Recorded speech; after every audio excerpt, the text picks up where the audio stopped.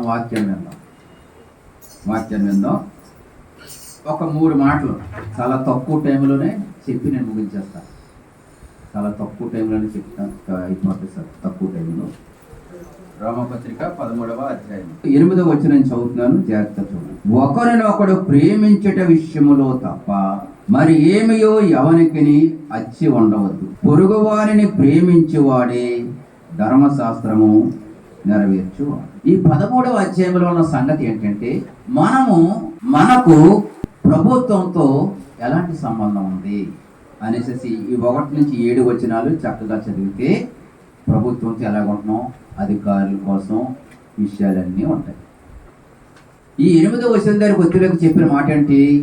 మీరు ఎవరికి ఏమియో అచ్చి ఉండవద్దు. ప్రేమించడం విషయంలో తప్ప మరి ఏ విషయంలోనూ ఎవరికి కూడా ఏం చేయకూడదు చెప్పండి, అచ్చి ఉండవద్దు అన్న. అంటే ఎవరికి కూడా మనము చెప్పండి రుణము ఉండదు. ఎవరికి మనం ఏ విషయంలో కూడా బాకీ ఉండదు అంటున్నాడు దేవుడు. ఇక్కడున్న వాక్యం యొక్క అర్థం అది. అచ్చి ఉండవద్దు అంటే ప్రేమించట విషయంలో తప్ప. అంటే అది ఏ ప్రేమ? ఇది దేవుని ప్రేమ. అందరి పట్ల మనం కొందరితో మాట్లాడతాం, కొందరితో మాట్లాడం. కొందరితో ప్రేమగా ఉంటాం, కొందరితో ప్రేమగా ఉంటాం. కానీ పౌలు గారు అంటున్నారు ఇక్కడ ఉత్తరాన్ని రాస్తూ, ఏమంటాడైనా ప్రేమించే విషయంలో తప్ప మరి ఏ విషయంలోనూ ఎవరికి ఏమీ అచ్చం. పౌలు గారు అంటాడు కదా 1వ అధ్యాయంలో, రోమపత్రిక 1వ అధ్యాయంలో పౌలు గారు ఆయన ఉత్తరాన్ని రాస్తూ ఆయన అంటున్నాడు చూడండి, 14వ వచనం చదువుతున్నాను. గ్రీసు దేశస్థుల కాని వారికిని జ్ఞానులకును మూఢులకును నేను రుణస్థుడను. పౌలు గారు ఆయన రుణస్థుడు అంటే ఎవరికి రుణస్థుడు? గ్రీసు దేశస్థులకి, గ్రీసు దేశస్థులకు కాని వారికి, జ్ఞానులకి మూఢులకి నేను రుణస్థుడు. అంటే ఏ విషయంలో పౌలు గారి బాక్యం ఉన్నాడు అంటే, నేను ఏ ప్రజలకైతే నేను సువార్త చెప్పలేదో, ఏ ప్రజలకైతే నేను దేవుని మాటలు ప్రకటించలేదో నేను ఆ ప్రజలకి బాకీ ఉండిపోయాను అంటున్నాడు. చెప్పండి, మనం అసలు ఎవరికి ఏం చెప్పట్లేదు. మనం ఎంత బాకీ ఉన్నామో ఆలోచించి. మన దృష్టిలో బాకీ అనగానే, అచ్చి ఉండడం అనగానే డబ్బు అనుకుంటాం మనం. పౌలు గారు చూసారు ఇక్కడ ఏమంటాడైనా, నేను ఎవరికైతే నేను సువార్త చెప్పలేదో, ఎవరికైతే నేను పరిచర్య చేయలేదో, ఎవరికైతే నేను దేవుని మాటలు ప్రకటించలేదో ఆ ప్రజలందరికీ నేను ఏమిలాగా చెప్పండి, నేను బాకీ పడిపోయాను అంటున్నాడే. మరి మన ఊర్లో వాళ్ళకి చాలా మందికి బాకీ పడిపోయి ఉన్నాం. మనం ఉన్నామల్ల చెప్పండి. ఎందుకంటే వారికి దేవుని మాటలు మనము చెప్పలేదు. వెళ్ళి మనం దేవుని మాటల వారికి చెప్పాలా వద్దా? చెప్పాలి. దేవునికి స్తోత్రం కలుగును. అయితే ఈ 13వ అధ్యాయంలో ఏమంటారు పౌలు గారు? మీరు ఒకరిని ఒకడు ప్రేమించడం విషయంలో తప్ప ఇక ఏ విషయంలో కూడా ఎవరికి మీరు ఏమీ వచ్చి ఉండవద్దు. అంటే ప్రేమను గురించి పౌలు గారు మాట్లాడుతూ ఉన్నాడు. ప్రేమ పొరుగువాడికి నష్టం చేయదు. చూడండి 10వ వచనం, ప్రేమ పొరుగువానికి కీడి చేయదు గనక ప్రేమ కలిగి ఉండుట ధర్మశాస్త్రమును నెరవేర్చుటయే. ప్రేమ కలిగి ఉండాలి. ప్రేమ కలిగి ఉండడం చెప్పండి దేవుని వాక్యాన్ని నెరవేర్చడమే, ధర్మశాస్త్రమును నెరవేర్చడమే. దేవుని ప్రేమ ఎవరికి నష్టాన్ని కానీ కష్టాన్ని కానీ కలిగించదు. అంచేత మనము దేవుని ప్రేమ కలిగిన బిడ్డలుగా మనము ఉండాలి. అయితే మనము కలిగి ఉన్న వాటితో మనం ఎలా ఉండాలి చెప్పండి, తృప్తి కలిగిన వారిగా మనము ఉండాలి. ఈ రోజుల్లో చాలా మందికి ఏమి లేదంటే తృప్తి లేదు. భక్తి విషయంలోనూ తృప్తి లేదు. ఈ భౌతిక సంబంధమైన విషయాలలో కూడా మనుషులకి ఏమి లేదు చెప్పండి, తృప్తి అనేదే లేదు. ఎంత ఉన్నా కానీ మనిషికి ఏమీ లేదు, తృప్తి లేదు. ఎంత సంపాదించినా మనిషికి ఏమీ లేదు, తృప్తి అనేదే లేదు. అందుకనే పౌలు గారు ఈ ఫిలిప్పీ పత్రిక 4వ అధ్యాయం 12వ వచనంలో ఆయన చెప్తున్నాడు. ఆ మాట మనం చదువుదాం చూడండి. ఫిలిప్పీ పత్రిక 4వ అధ్యాయం 12వ వచనాన్ని చదువుకుందాం.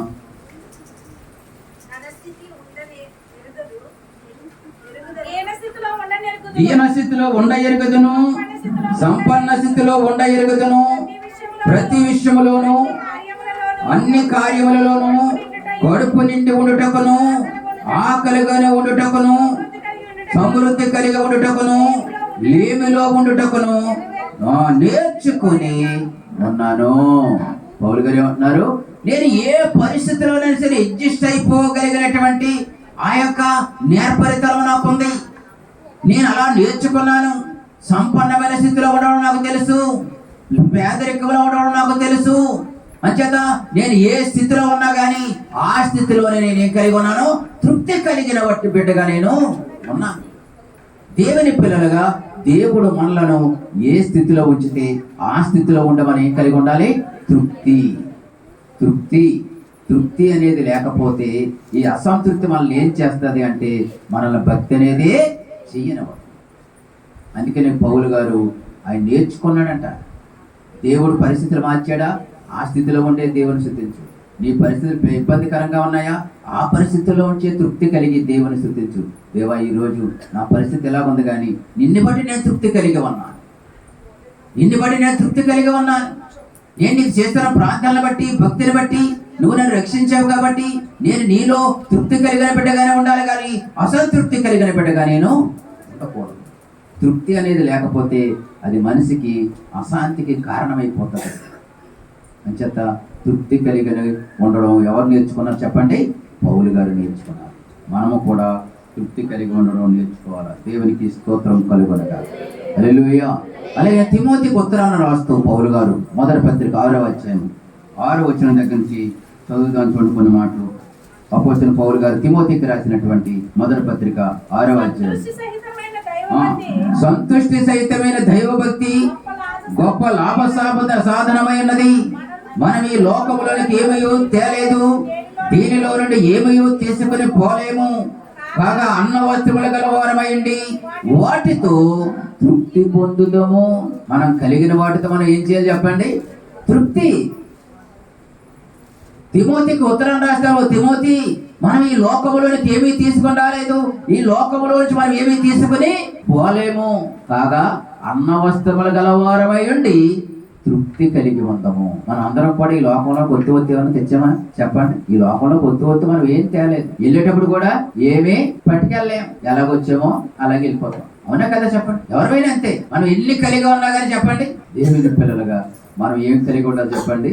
తృప్తి కలిగి దేవునిలో భక్తి చేసేవారిగా మనము ఉండాలి. దైవ భక్తి గొప్ప లాభసాధనం.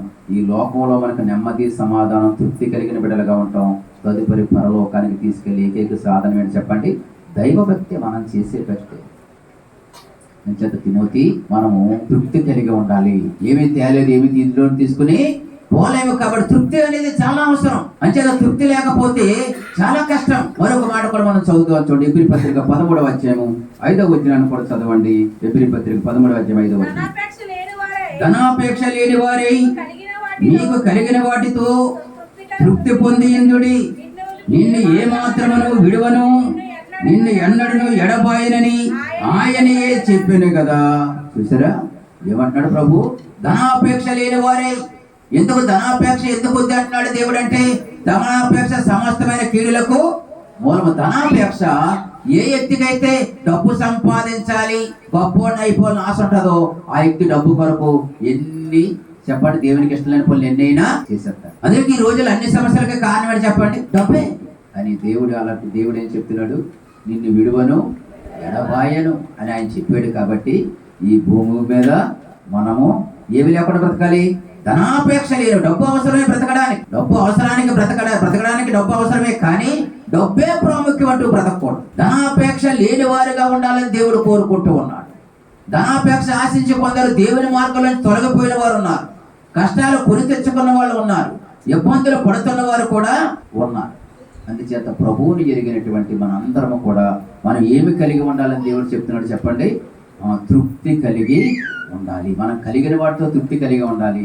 ఇతరుల విషయంలో దేవుని ప్రేమ చూపించే విషయంలో తప్ప మరి ఏ విషయంలోనూ కూడా మనం ఎవరికి ఏమీ అచ్చి ఉండవద్దు అని దేవుడు చెప్తున్నాడు. మొదటి మాట తృప్తి కలిగి ఉండాలి. మనం ఏం కలిగి ఉండాలి? తృప్తి కలిగి ఉండాలి. రెండో మాట చదువుకున్నాను. 11-12 వచ్చిన. మరియు మీరు కాలము నెరిగి నిద్ర మేలుకొని వేళ అయినదని తెలుసుకొని అలాగ చేయడి. మనం విశ్వాసులమైనప్పటికంటే ఇప్పుడు మా రక్షణ మనకు మరి సమీపముగా ఉన్నది గనుక మనము రాత్రి చాలా గడిచి పగల సమీపముగా ఉన్నది కనుక మనము అంధకార క్రియలను విసర్జించి తేజస్ సంబంధమైన యుద్ధోపకరణములు ధరించుకుందాము. దేవునికి స్తోత్రం కలుగునుగాక. హల్లెలూయా.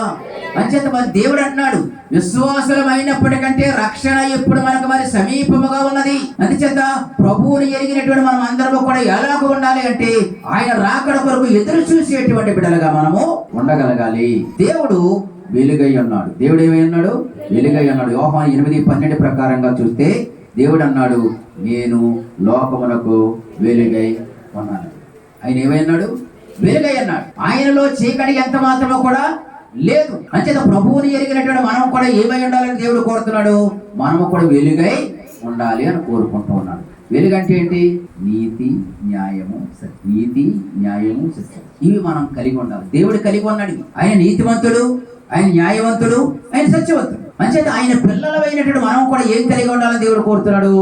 నీతి, న్యాయము, సత్యము, యథార్థత కలిగిన బిడ్డలుగా మనము ఉండాలి. అది అందుకని యోహాను రాసినటువంటి మత్తయి సువార్త 5:14 చదవండి. మాట మీద చదవండి.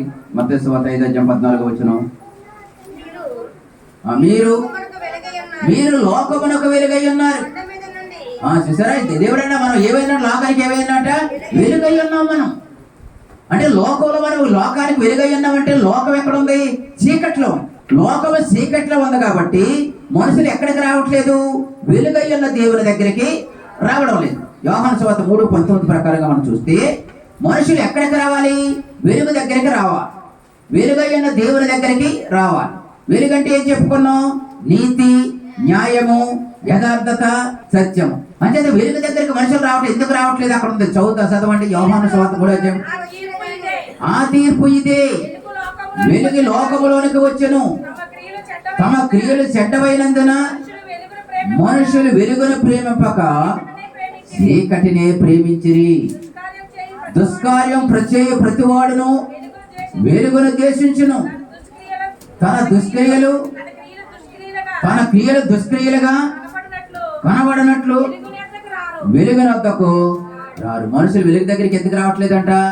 చెప్పండి. చీకట్లో ఉన్న వాడికి చీకట్లో ఎలా నడుస్తున్నాడో వాడికి తెలుస్తుందా?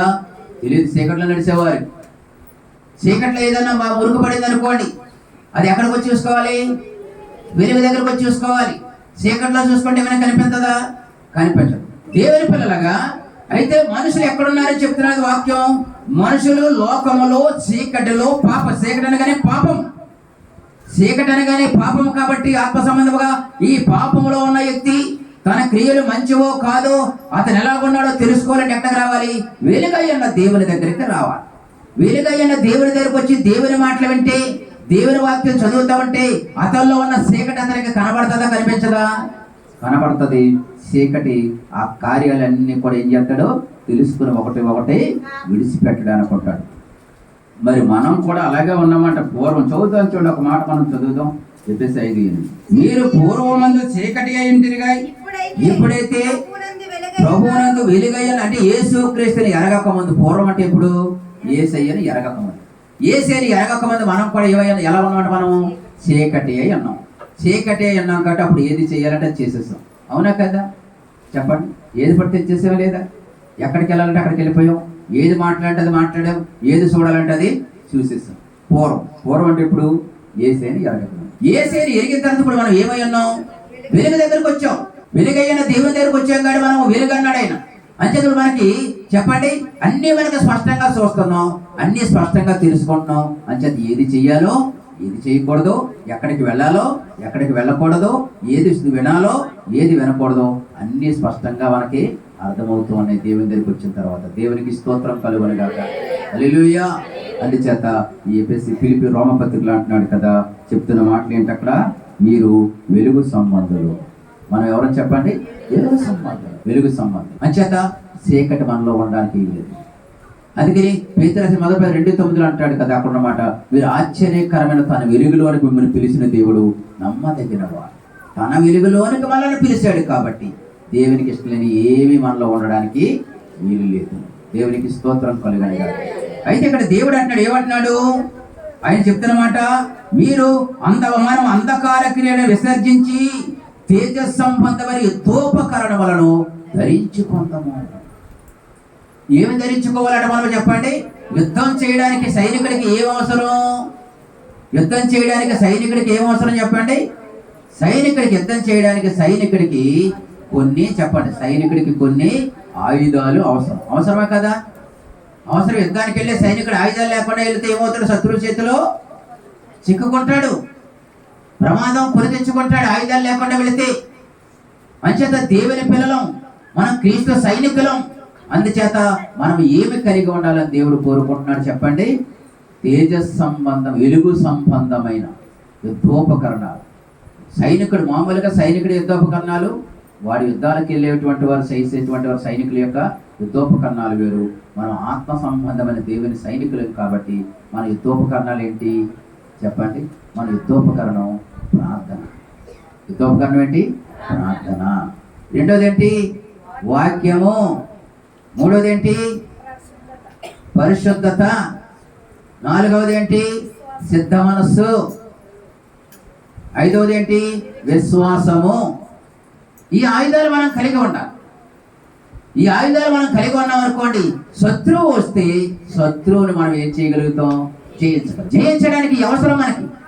అందుకని ఎఫెసీయుల పత్రిక 6:11-17 వరకు చదివితే క్రీస్తు సైనికుడు కొట్టవలసిన ఆయుధాలన్నీ కూడా అక్కడ రాయబడి ఉన్నాయి. చదవండి ఒకసారి ఆ మాటలు. ఎఫెసీయుల పత్రిక, మీరు అపవాది తంత్రములను ఎదిరించుటకు శక్తిమంతులగునట్లు దేవుడిచ్చే సర్వాంగ కవచమును ధరించుకొనుడి. ఏలయనగా మనం పోరాడినది శరీరాలతో కాదు, కానీ ప్రధానులతోనూ అధికారులతోనూ ప్రస్తుత అంధకార సంబంధులకు లోకనాథులతోనూ ఆకాశ మండలమందున దురాత్మల సమూహములతోనూ పోరాడుచున్నాం. అందుచేత మీరు ఆపద్దన మందు వారిని ఎదిరించుటకును సమస్తము నెరవేర్చిన వారిని నిలువబడ్డకును శక్తిమంతులగునట్లు దేవుడితో సర్వాంగ కవచమును ధరించుకొనుడి. ఎలాగనగా మీ నడుమునకు సత్యమని దట్టి నీతి అని మైవరువు తొడుగుకొని పాదములకు సమాధాన సువార్త వలన సిద్ధ మనసును జోడు తొడుగుకొని నిలవబడి ఇవన్నీ గాక విశ్వాసమును డాలు పట్టుకుని దానితో మీరు దుష్టుని అగ్నిబాణాలను ఆపుటకు శక్తిమంతులవుదురు. మరియు రక్షణ అనే శిరస్త్రాణమును దేవుని వాక్యమును ఆత్మ ఖడ్గమును. ఇవన్నమాట మన యుద్ధోపకరణాలు. ఇవి ఈ యుద్ధోపకరణాలన్నీ మనం ధరించుకునే వారుగా ఉంటే శత్రువును మనం ఏం చేయగలుగుతాం? జయించగలుగుతాం. శత్రువును జయించడానికి అందుకన్నాడు యుద్ధోపకరణములను ధరించుకుందాము అంటున్నాడు. దేవునికి స్తోత్రం కలుగునగా. హల్లెలూయా. ఈ యుద్ధోపకరణాలు ఎవరైతే కలిగి ఉంటారో వారి దగ్గరికి దుష్టుడు వచ్చినా, దుష్ట సంబంధమైన వారు వచ్చినా వారిని ఏం చేయగలుగుతారు చెప్పండి? జయించగలుగుతారు. అంటే వారితోటి పోట్లాడమని కాదు, కానీ యేసే దగ్గరకు కూడా వచ్చాడు లేదా సాతాను చెప్పండి. మత్తయి సువార్త 4:1-11 యేసు ప్రభువు ఉపవాసం ముగించిన వెంటనే యేసే దగ్గరికి వచ్చారా లేదా? వచ్చాడు. వచ్చి ఏం మాట్లాడుతున్నాడు? వాక్యముతోటి, నువ్వు దేవుని కుమారుడమైతే రాళ్ళు రొట్టెలుగా చేసుకో, నువ్వు దేవుని కుమారుడమైతే పైనుంచి కిందకు దూకే, నువ్వు దేవుని కుమారుడమైతే నాకు సాగిలపడి లోక సంపద అంతా నేను నీకు ఇచ్చేస్తాను అంటే యేసు ఏం చేశాడు చెప్పండి? వాక్యము ద్వారాగానే సమాధానం. అయితే ఈ శోధనకి ముందు ఆయన ఏం చేశాడు? 40 రోజులు ప్రార్థన చేశాడు. ఆయన పరిశుద్ధుడు, సత్యవంతుడు, నీతివంతుడు, విశ్వాసము, తర్వాత ఇవన్నీ లక్షణాలు కలిగినటువంటి వాడు ఆయన. అంచేత వాక్యము ఎరిగిన వాడు, వాక్యమే ఆయన కాబట్టి వాక్యము ద్వారా సమాధానం చెప్పగా శత్రువు అక్కడి నుంచి ఏం చేశాడు చెప్పండి? వెళ్ళిపోయాడే లేదా? మరి మనం కూడా ఇవన్నీ కలిగి ఉండాలి. ఏం కలిగి ఉండాలో మనం ఎఫెసీయుల పత్రిక 6వ మనం చూసాం. 14 వచ్చిన దగ్గర చదివితే అక్కడ మనం ఏమేమి ధరించుకోవాలి అవన్నీ అక్కడ రాయబడి ఉన్నాయి. అందుచేత దేవుని పిల్లలుగా యుద్ధోపకరణాలు ధరించుకున్న వారిగా ఉండాలి. 14 వచ్చిన చదువుతాను చూడండి. రోమపత్రిక 13:14 మెట్టుకు ప్రభువైన యేసుక్రీస్తును ధరించుకున్న వారై శరీరేచ్ఛలను నెరవేర్చుకుంటకు శరీర విషయమై ఆలోచన చేసుకునవద్దు. ఈ శరీరం కోసం ఆలోచించుకోకూడదు. ఇంకా ఈ శరీరంతో ఎలా సుఖిద్దామా, ఈ శరీరంతో ఏం చేద్దామా, ఈ శరీరంతో ఎలా ఉందామా, ఇలాంటి ఆలోచన పెట్టుకోకూడదు.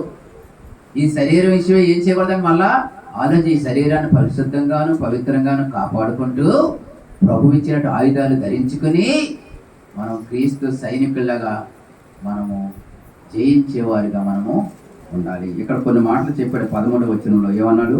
అల్లరితో కూడిన ఆటపాటలు, మత్తు, కామ విలాసములు, పోకిరి చేష్టలు, కలహము, మత్సరము. చూసారా? 6 లక్షణాలు చెప్పాడు ఇక్కడ. 6. ఇవి మనలో ఉండకూడదు, ఇవి మనలో ఉండకూడదు, ఇవన్నీ కూడా మనలో ఉండకూడదు. ఏంటంటే అల్లరితో కూడిన ఆటపాటలు. ఈ రోజుల్లో అందరికీ ఏం కావాలి? అల్లరితో కూడిన ఆటపాటలే కావాలి, ఇంకేం అక్కర్లేదు. అల్లరితో కూడిన ఆటపాటలు చేసే వాళ్ళ దగ్గర ఎవరుంటారు?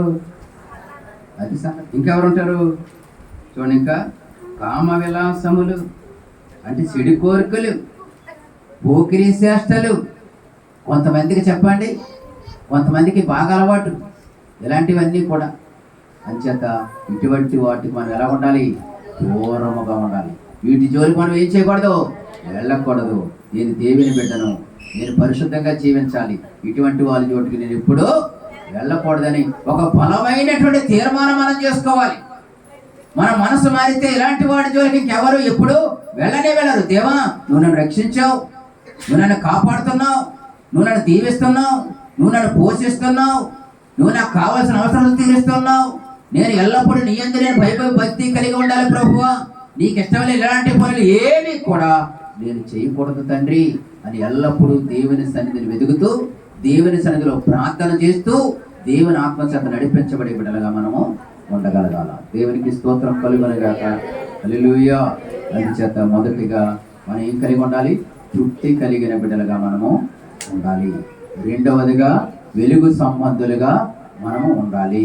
మూడవది తేజస్ సంబంధ యుద్ధోపకరణాలు ధరించుకున్న వారిగా మనము ఉండి ప్రభువుని మహిమపరిచే బిడ్డలుగా మనము ఉండగలగాలి. అట్టి కృప, అట్టి ఆశీర్వాదము ప్రభు మనందరికి అనుగ్రహించును గాక.